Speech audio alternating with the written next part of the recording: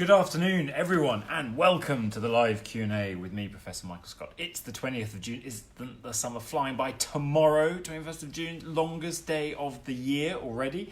And then after that, we are on our way back towards shorter days into winter. Can you believe it already? It doesn't feel like a summer has arrived yet here, certainly in London town. But I hope you're having better weather where you guys are. So it's been an absolutely fantastic week. I've been loving what you guys have been getting up to on the Facebook page. Particularly your responses over the last day or so to the photo that we posted of me speaking with Princess Anne when she came to visit Warwick University several years ago, and we were showing her the work of the classics department. That was me showing her our ancient Greek vase collection, and what you can also see in the photo is one of our students who was demonstrating some of their work, a video that he'd created about a particularly interesting pair of trousers that were found in the Tarim Basin of all places, a pair of trousers that were made out of what was once some kind of wall hanging that carries a picture of a sort of Central Asian-esque ruler with a centaur running amok on top of it. And you can check out that video if you would like to on our Warwick Classics YouTube channel, and you're looking for the Hellies video, the Hellenistic World Video Competition. The video entries going back to 2015-16, and you're looking for the sample tapestry, or otherwise known as a very nice pair of trousers video, if you want to watch the video that Princess Anne was watching when she came to see us at Warwick. Been loving your caption responses to what she's been saying. Can my horse drink out of that, etc., etc. And if you'd like to catch up with all of this, if you haven't seen what we're talking about, go and have a look at www.facebook.com/Michael Scott Academic. Hello, James. How are you? Hello from Bassey Power Station. Good to see you here. J. Matthew River. It's excellent that you've commented. You've just commented on the bowl post. You'll have to I'll check in to see what you've said. Good afternoon, Maria. Thank you so much indeed for joining us. Absolutely fantastic. And also, I've been loving on the Facebook page your responses this week to the picture I tweeted of our Warwick conferences set up, where they have the ping pong table and the rocking chair with "anything is possible" scrawled on the wall. And their other motif is on every piece of paper you find in Warwick conferences, they have the image of a light bulb, so that whenever you're scribbling, you think this could be my light bulb moment. Now, a lot of you were suggesting you might be able to come and join me for a game of ping pong. Absolutely fantastic. Some suggesting doing ping pong while sitting on the rocking seat, which I think would be complicated.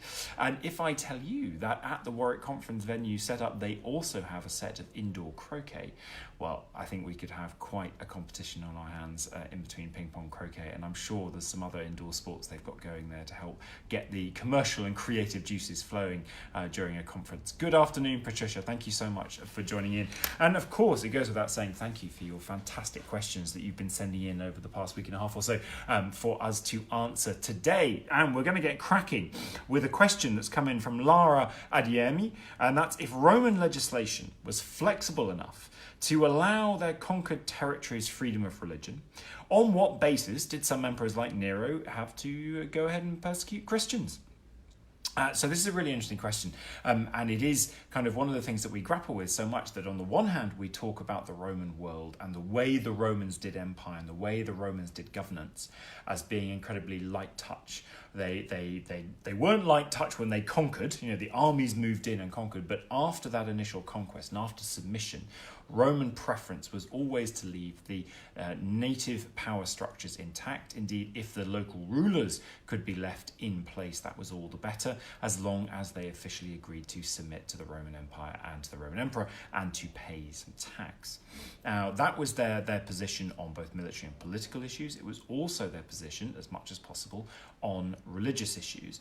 Now, they didn't really mind what people were getting up to and what gods they were worshipping, as long as it didn't cause disturbances of the peace that caused military problems and political upset, and as long as no religion stopped the people who were members of the Roman Empire from acknowledging that their ultimate authority was the Roman Emperor. Now, for most of the religions of the ancient world, this wasn't really a problem. But Christianity increasingly posed a very particular problem for the Romans, in that Christians continually over the 1st century CE decided that actually to prioritize the Roman Emperor above God was impossible, and that their ultimate allegiance was thus to their religion and to their church, and not to the political authority of the emperor. And that was the thing that made, more than anything, Christianity the religion that caused problems for the Romans and ended up leading to the great clashes of the 3rd and 4th century. But what was happening in the time of Nero? Well, that's around the time of Nero. It's the first time we really see in the sources Christians being singled out as being problematic and being labelled as problematic because of their religion. Now, whether this is actually because Nero felt that there was he was seeing or witnessing this struggle of loyalty to God versus loyalty to the emperor, or whether actually Nero just needed some convenient scapegoats to blame for all the problems that were mounting in Rome, and particularly, of course, the Great Fire. The scholars are divided on that issue, but it's around the time of Nero that we first see this problem that Christians will become for the Romans arising. It then disappears again. Actually, for most of the rest of the 1st century into the early 2nd century CE, they're not a problem. In fact, we hear about Pliny writing to the Emperor Trajan, going, I've got these groups over here that are causing a bit of problem over in the east of the empire, talking about Christian worshippers, and Trajan replying very pragmatically, going, look, absolutely, unless they're really, really, really causing problem and being a very public assault to your authority, just let it be. Let sleeping dogs lie. Don't get involved.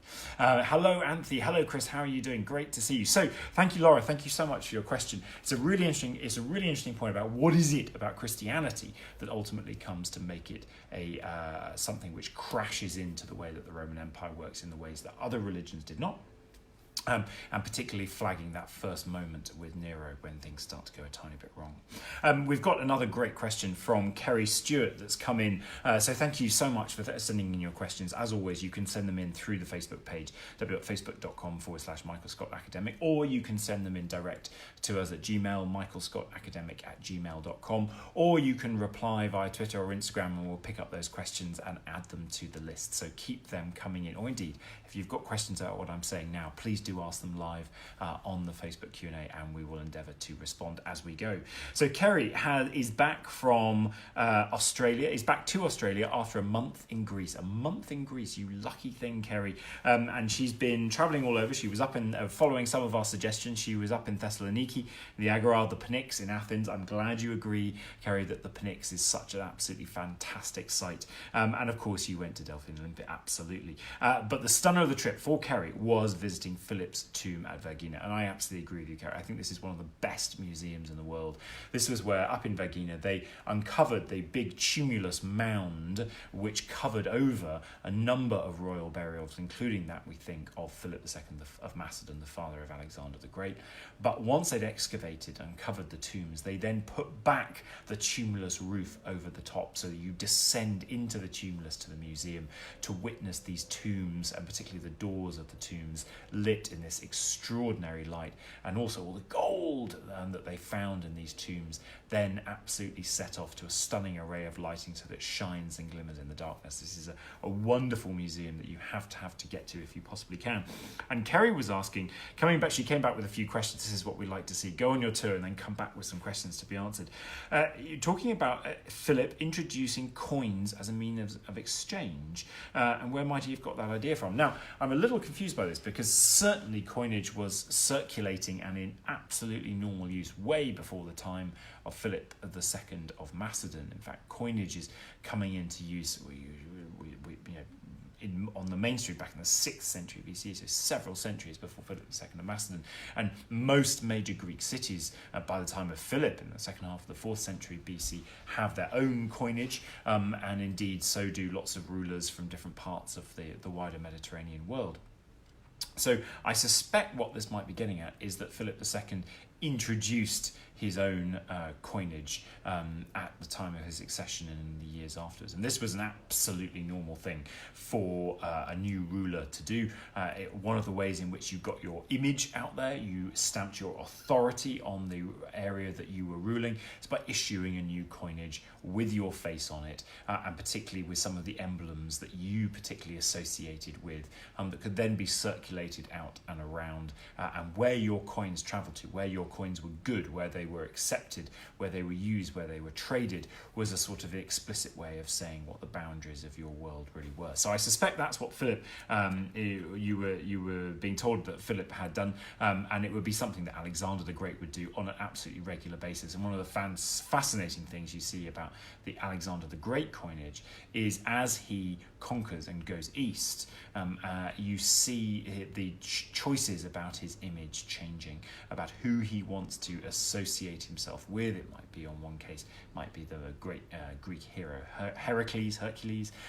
Increasingly, it becomes the god, kind of the god who he's claiming actual descent from, that he's a demigod, and kind of he aligns himself with that. And then as you go east, he's also circulating coinage and having images of himself portrayed very much more as an Eastern ruler as well. So coinage is a fascinating, another part of Kerry's question was kind of, why are coins so important for studying earlier civilizations? Well, they're an incredibly great source of current information because they would date to the time that they're produced. They're not written by historians centuries afterwards looking back. But equally, we know that they have been intentionally produced in the way that we find them. We know that a ruler or a state or a governing city council or an authority of some kind decided, made active decisions about what they wanted to have on their coinage, and then chose to have that circulated. So what we know when we're looking at a coin, what we know we're looking at is their choice about how they wanted to represent themselves to the wider world that was using that coinage. And that's what makes them such a fascinating set of evidence. So thank you so much for Kerry. That was absolutely brilliant. Thank you all for listening in. And if you've got some thoughts about your favourite coins from the ancient world as well, do let us know. Warwick Classics is one of the kind of hotbeds for numismatics, the study of coinage in the ancient world. And we have quite an extensive coin collection that we bring out when we're doing outreach and winding up participation days, that you can get your hands on real ancient coins that were once circulating 2,500 years ago, kind of in people's hands, being traded. Absolutely fantastic stuff. So thanks for that, Kerry. From Selma, we're doing an about face here from Philip II, and we're going over to Turkey because Selma Coburn is in Canada, is actually located in Canada. Hello, Christina, how are you doing? Thank you so much for tuning in. Selma is located in Canada, but has Turkish parents, and she is asking, kind of, is it true that Santa Claus is from Turkey? So yes, indeed, by a roundabout way, it is. So we have to kind of, all of these fantastic ideas and stories sort of come to us through at least 3 or 4 different nodal points where they've been translated and transferred. But if we dial it all the way back to the origin, we are talking about St. Nicholas of Myra, which is the modern town, if you want to go and visit it today, of Demre in Turkey. And this was a Christian saint. He was a Christian saint, St. Nicholas, who lived around about end of the 3rd century to early 4th century, or mid 4th century, so about 270 AD through to about the 340s. And he was Santa Claus, the puncher of heretics. Yes, indeed, Peter. Yeah. So here we go. So St. Nicholas had a very eclectic range of things that he was said to be the patron saint of. Everything from sailors, so he's actually, St. Nicholas is still the patron saint of the Hellenic Navy, the Greek Navy today, to merchants, to children, to repentant thieves, to all sorts of weird and wonderful little groups that he was said to be sort of the patron saint for. And the story goes, crucially the story goes during his life, that he was responsible for a number of amazing things, amazing miracles that gave him his sainthood, but that he was also responsible for leaving secret little presents for those in need. And this is where we start to get a sense of what Santa Claus, where Santa Claus might have been coming from. Kerry, thank you so much for tuning in and that you enjoyed the answers to your questions. You're listening live from Australia, absolutely fantastic, which means it must be something like the middle of the night there for you. I'm so glad that you could tune in. I'm so glad that you had an absolutely fantastic time in Greece. And do share some of your photos from your travels, if you haven't already, with us on the Facebook page. We'd love to see them, some of your favourite places from your trips. So Selma was asking about where is Santa Claus from Turkey. kind of, yes, indeed. Thank you, Maria. Yes, a different name. So this St. Nicholas of Myra, ends up having lots of different names and incarnations in the Greek Orthodox Church, within the Russian Orthodox Church. And this habit of secret gift-giving kind of gets translated over, if we have to follow the Santa Claus route for a second, it gets translated over into the Dutch kind of tradition as Santa Claus. Now, Saint Nick, Santa Claus kind of, and this is where his kind of gift-giving gets absolutely emphasised, and it is through that and with his celebrations in early December time, and that is kind of how then, from Sinterklaas, you get to the figure of Santa Claus, particularly associated with Christmas time. So it's kind of a 3 or 4 step process, and at the same time, actually, this Nicholas of Myra, his body parts, his bones, were nabbed and sent in a couple of different directions. So they were originally buried in a church that was actually built in the early centuries after his death, kind of on the spot where he had practiced and lived. But when that fell and became part of the non-Christian world, as it did in the following centuries, the bones were stolen away. Now, it was actually the Italians who took most of them to Bari in southern Italy, but actually the Venetians who took the remaining scraps to Venice. So poor old St. Nick, his bones are sort of in 2 different places. But at the same time, that's a kind of difference in Nick, if you like, than the Sinterklaas that comes to Santa Claus. So it's a complicated question, but Santa Claus is indeed, does have some relation back through to Turkey. So Selma, thank you very much indeed for that question. That's absolutely fantastic. And it's great, isn't it, to see how much the ancient world has, in loads of different ways, affected and kind of orchestrated and curated and the modern world in which we surround ourselves today, despite the fact that so much has changed, so many parameters of religion, politics, understandings of the world, beliefs, etc. have changed. We can still trace those influences back that have helped create the framework of our world today. So thank you so much, Selma, for that question. Absolutely brilliant.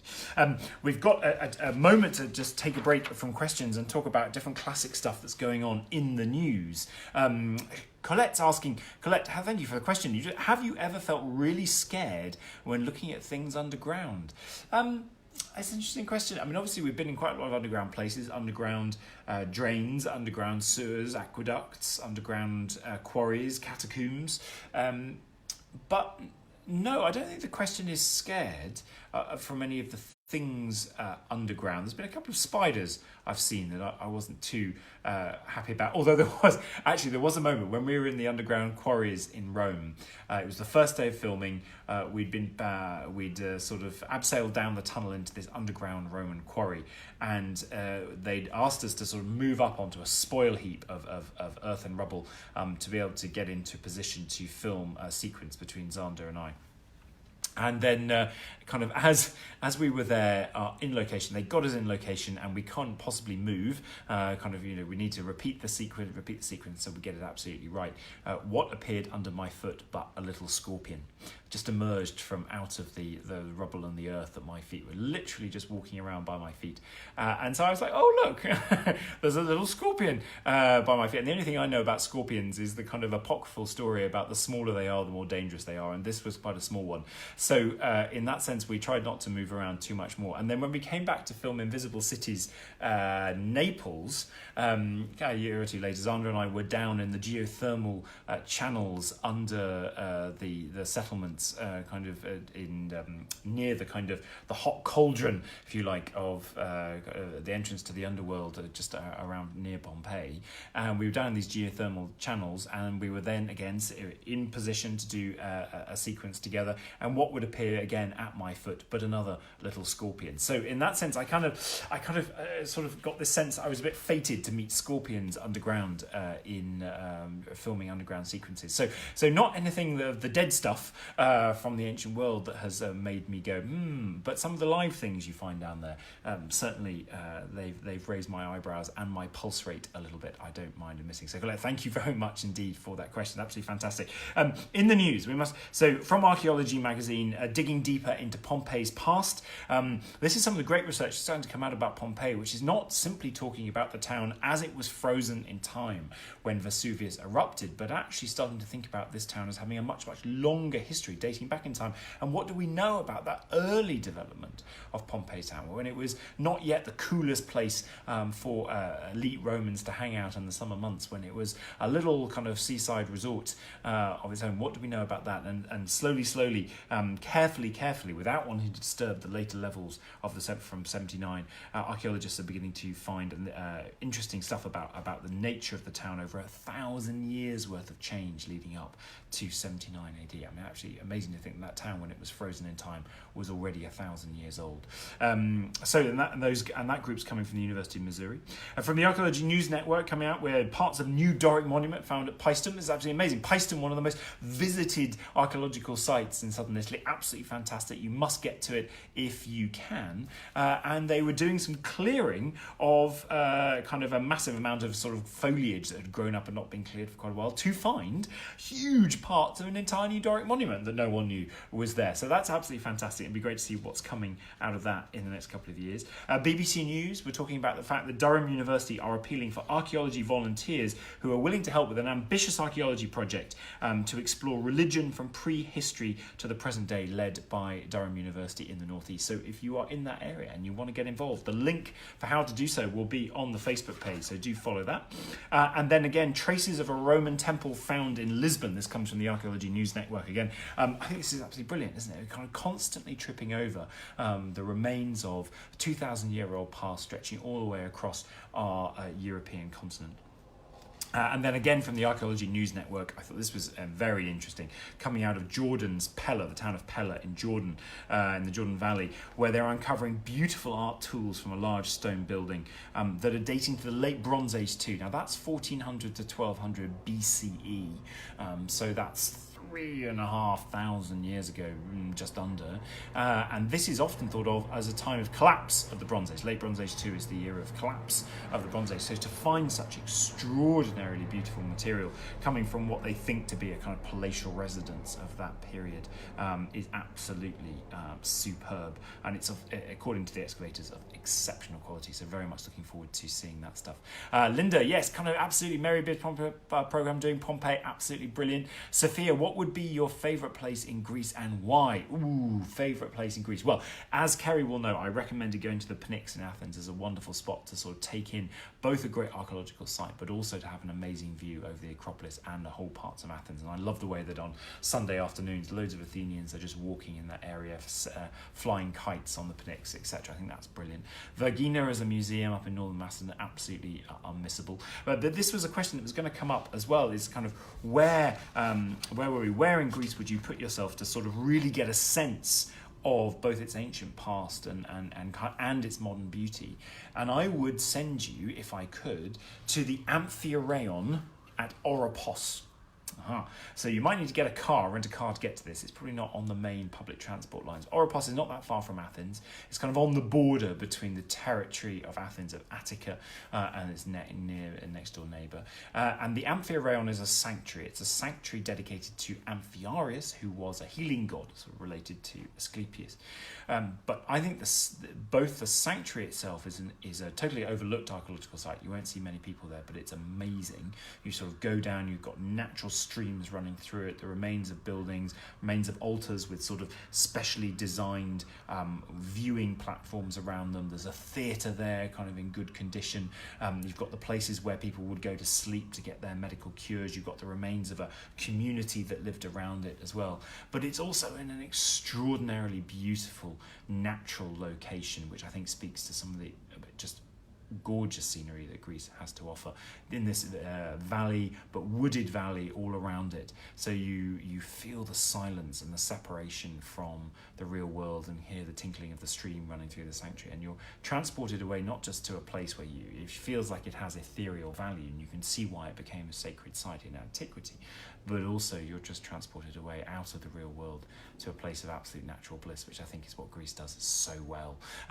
So kind of the Amphiaraon at Oropos Oropos. Yes, we'll share some pictures, Linda. We'll share some pictures of the Amphiarena Oropos on the Facebook page. Absolutely. I'll dig out some from the last time I was there. Colin, a quick question. Was the quarry underground in contemporary Roman times, or would it have been open?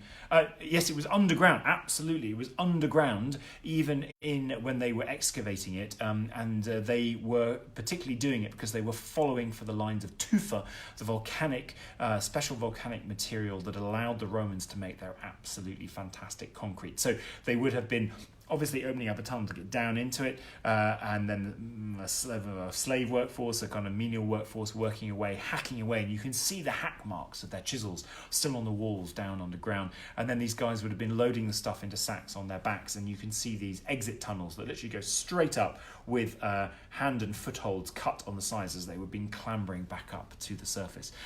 So underground, and in fact underground, and they often completely forgotten about. Rome is littered with these underground quarries, and they're often only found again when a sinkhole appears. And one of the things that the Roman authorities have to contend with is an increasingly massive number of sinkholes per year, where often very nice properties, the one we were in is in a very nice part of modern Rome, where just before we visited to film, there had been a sinkhole open up which had swallowed up the garage, half the garden, and part of the house of a very nice residence on the hill. So it's a continual problem, and I wouldn't be surprised if mortgages in Rome start asking to find out whether or not the properties are sitting on sinkholes or not. What's new? We must have a quick question. My God, time is flying. What's new in the ancient world coming up very soon? Horrible Histories movie, absolutely, July 26th. This looks amazing, and I think, if I'm right in thinking, I've just seen the trailer, and I think Alexander Armstrong from our Invisibles programs has a cameo in this. I talked to him about it. I didn't realise he was in this. So make sure you get in to see that. And what else have we got? Of course, we mustn't forget Lunt Roman Festival. So Lunt Roman Fort is very near us, and we're working increasingly closely with them at the Warwick University. And they have got the biggest event of the year, the Roman Festival, on the 20th and 21st of July. So if you're in the area, put that in your diaries. There'll be lots of living village history going on. You'll be learning about weaving and textiles. You can try your hand at being a Roman soldier, and get into the festival spirit. I say that sounds rather fun. So do jump in that. Designed for anyone from age 3 upwards. So make sure that you can get to that. Also, kind of coming up in early July is our big annual Classics, National Classics Conference, the Classical Association Conference being held in London in conjunction with FIAC, which is an international European organisation of classics this year. So it's a big event running over the sort of Thursday, Friday, Saturday, Sunday, Monday, Tuesday of the beginning of July. And on Thursday, the 4th of July at 5:30 in Senate House in London, there's going to be a free event, Classics in the 21st Century, to which you can book in your place. Free event, but you need to book your place in advance, where there will be a whole series, a panel, not including myself, talking about the place of classics in contemporary popular culture. So that will be really worth seeing as well, indeed. And of course, if you're in Athens right now, the Acropolis Museum is celebrating its 10th anniversary, the new Acropolis Museum, amazing, and having attracted 14.5 million visitors. And they're going to mark their 10th birthday on June 21st, so tomorrow, if you're there, by officially opening its underground excavation site. So if you've been there before, you'll notice there are glass panels on the floor revealing some of the excavations of this site on which the new museum is built. And brilliantly, they're now making this more available to go and see and actually see around. So you're seeing some of what lay around the Acropolis, the homes, the public buildings, the municipal kind of facilities that were available and around at the base of the Acropolis. So get in if you're in Athens to see that. Patricia, hello. Thank you so much indeed for tuning in. We've probably got time for one more question. Chase Kemp he's a world history teacher in San Diego, and he's asking for a bit more information. Having been in Spain recently, he's wanting to reflect more on Diocletian, Constantine and Justinian. Are there any books you would recommend on the Eastern Roman Empire? Thank you, Chase, for this absolutely brilliant question. World of Late Antiquity by Peter Brown, absolutely brilliant one. Bettany Hughes' recent book on Istanbul, also really brilliant, kind of thinking about the earlier phases of Istanbul as Constantinople and before that Byzantium.